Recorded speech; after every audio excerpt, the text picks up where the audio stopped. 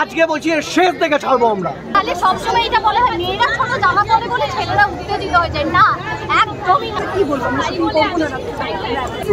আসল তারা যেন সামনে চলে আসে। কথা যে আমরা আজকে পথে নেমেছি এই জন্য যাতে আমরা যাচ্ছি রোজই পথে নামছি যাতে আমরা জাস্টিস পাই। আর একটা কথা আমার মনে হচ্ছে যে শুধুমাত্র ছেলেদের জন্য এটা নয়, কারণ কি না আমরা মেয়েরাই মেয়েদের সহ্য হয়ে উঠছি। কারণ ওইখানে একজন বান্ধবী ছিলেন যার এই যে তিলোত্তমার এই ঘটনাটি হয় তার একজন বান্ধবী সেটির সাথে সাহায্য করেছে। তো এখন আমাদের জেন্ডার আমরা তো সব থেকে বেশি বিশ্বাস করি যে আমরা মেয়েকে বিশ্বাস করবো। আমরা ড্রেস চেঞ্জ করছি, আমরা মেয়েরা মেয়েদের সাথে রুমে গিয়ে চেঞ্জ করছি। সেখানে যদি মেয়েরাই মেয়েদের ভিডিও করে মেয়েরাই মেয়েদের সাহায্য মানে একটা দুশ্মন হয়ে যায় তাহলে আর কিছু বলার নেই। আমার মনে হয় একটা মেয়েকে চেঞ্জ হওয়া উচিত, তারপর তো ছেলেদের কাছে আমরা সেই আশাটা রাখতে পারি। আগে মেয়েদের দাঁড়ানো যায়। অনেক সময় অনেক কিছু এরকম হয় যে শুধু মানে নানা রকম জায়গায় নানা কাজে কম্প্রোমাইজের কথা আসে। আমার মনে হয় যে এই কম্প্রোমাইজটাকে অনেকটা বাড়তে দিয়েছে মেয়েরা, কারণ অনেক মেয়ে এটাতে মেনে নেয়, সেটা বাধ্য করে হোক বা যাই করে হোক মেয়েরা সেটা মেনে নিচ্ছে বলে আজকে যদি মেয়েরা একজোট হয়ে দাঁড়ায় কোনো ছেলের ক্ষমতা নেই কিছু করার। আর একটা শাস্তি আমার মনে হয় শুধু ফাঁসি দিয়ে দিলাম, ফাঁসি দিয়ে শাস্তিটা হয়ে গেল, সেটার কোনো শাস্তি নেই। কারণ সেই মেয়েটিকে তো যথেষ্ট কষ্ট দিয়ে মারা হয়েছে। তো আমার মনে হয় না হয় জনগণদের কাছে তাকে ছেড়ে দিই, এখন তাকেও সেইভাবে শাস্তি দিতে হবে যাতে পরবর্তীকালে যদি কেউ করে সে ভাববে এইরকম শাস্তি পাবে। আমি তো ফাঁসি পেয়ে যাবো, এক সেকেন্ডে মরে যাবো, সেটা নয়, এখন শাস্তি দিতে হবে। আমার মনে হয় জেন্ডার বায়াসনেস দূরে সরিয়ে রেখে আমাদের একটাই জিনিস বোঝা উচিত যে এই ঘৃণ্য ঘটনা এটা একটা ব্যাধি আমাদের সোসাইটির।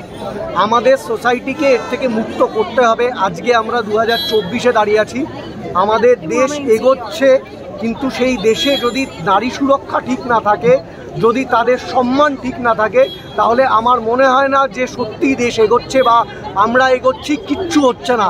আগে তাদেরকে পড়াতে হবে, তাদের পাশে থাকতে হবে, তাদের সঙ্গে থাকতে হবে, তাদেরকে প্রাপ্য যোগ্য সম্মান দিতে হবে।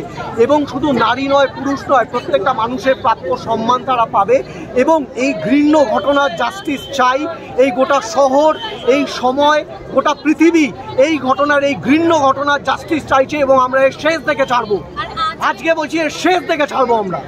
আর আজকে যদি এই জাস্টিসটা না হয় তাহলে আর কতগুলো মেয়ে নিরাপদ ঘুরবে রাস্তায়, আর কার জন্য কার কি হবে। মানে এখন আমরা কেউ সেফ কিনা, মানে আর আমরা কাজও করতে পারবো না, কিচ্ছু করতে পারবো, সব শেষ, দেশ শেষ, দেশ স্বাধীন নয়। প্রতিটা মুহূর্তে কি বলতো নাইট শুটিং, মানে প্রত্যেকটা মানুষকে তো রাতের বেলা বেরোতে হবে করতে।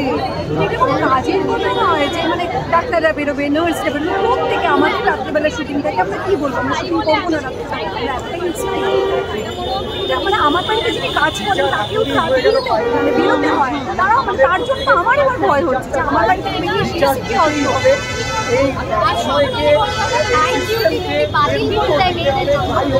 যারা পেশেন্ট তারা তো ধরুন মানে মেয়েরাও পেশেন্ট, সেখানে সেই তাদের রোগীদেরকে সেবা করবো, নার্স ছাড়া রোগীদের সেবা হয়ে যাবে। একটা ডাক্তার নার্স যদি না থাকে মেয়ে সে সেবা করবে, তাহলে নাইট ডিউটি মেয়েদের জন্য বাতিল করলে হবে না, এটা সুরক্ষা করতে হবে মেয়েদের। ছেলেদেরকে পড়াতে হবে, ছেলেদেরকে পড়ানো শেখানো শিখতে হবে। ছোট জামা পরলে রেপ হয় না, সেই মেয়েটি তো ছোট জামা পরতো না, সেই মেয়েটি তো বড় বড় কুর্তি পরে ডাক্তারের কাজ, একটা যথেষ্ট নাম সম্মানের কাজ করে একদম। তাহলে সবসময় এটা বলা হয় মেয়েরা ছোট জামা পরে বলে ছেলেরা উত্তেজিত হয়ে যায়, না একদমই না, এটা ভুল কথা।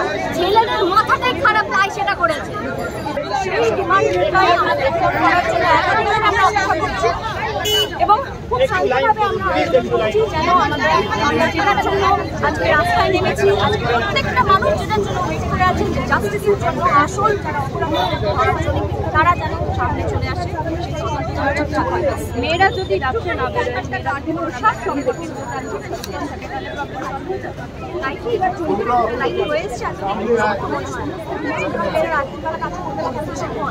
আমরা আগেও কাজ করছি রাত্রে এবং আগামী দিনেও কাজ করবো। আমরা কেন বাড়িতে ঢুকে বসবো তাদের জন্য যারা এরকম কাজ।